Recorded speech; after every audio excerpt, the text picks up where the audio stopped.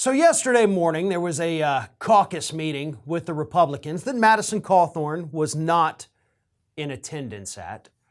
But one of the topics that came up in yesterday's closed-door Republican caucus meeting were the comments that Madison Cawthorn made last week on a podcast where he said that some of the more senior members of Congress, people he says 60s and 70s, had invited him to orgies, and that he had also seen some individuals doing cocaine right in front of him.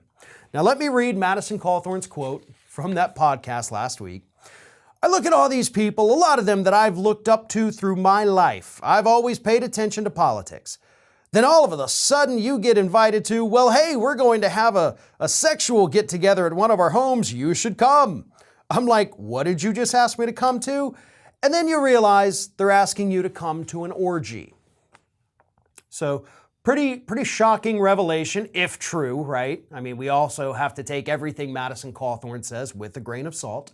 The dude has lied plenty of times about his past in the past. So yeah, not exactly the most honest broker in Washington, D.C.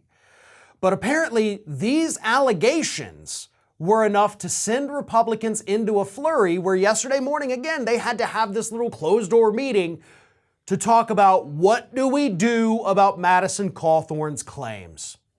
Now, for the record, these Republicans in this meeting swear up and down these claims are totally false, right? There's no truth to them whatsoever. None of us are having big cocaine-fueled sex orgies.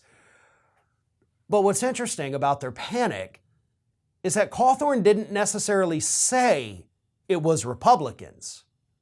He just said it was politicians he's looked up to his whole life, which, of course, him being a far-right Republican does basically tell us it is Republicans. But even without him naming that, these Republicans are like, oh crap, what do we do? This is a really bad admission because it's totally false, right? That's what they're so mad about, because it's totally false.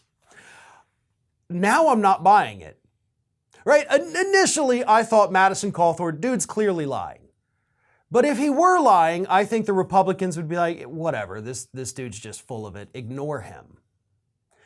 But now that they're trying so hard, and in fact, they have actually convinced Kevin McCarthy to pull Madison Cawthorn aside, which he is supposed to do sometime this week, and have a little chat with him.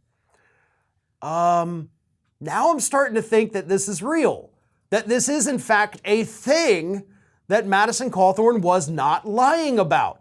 Otherwise, I really don't think the Republicans would be freaking out about it, right? Kind of like the Hunter Biden laptop thing. If there was a there, I think the Democrats would be more panicked and trying to counter these Republican talking points instead of just being like, y'all are idiots, whatever.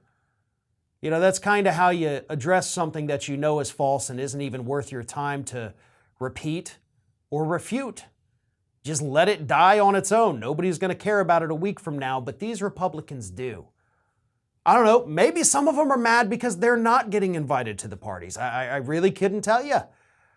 But all I know, based on what happened in that meeting, is that Madison Cawthorn is about to get a talking to by Kevin McCarthy. And if Cawthorn wants to save face, maybe it's time to start naming some names.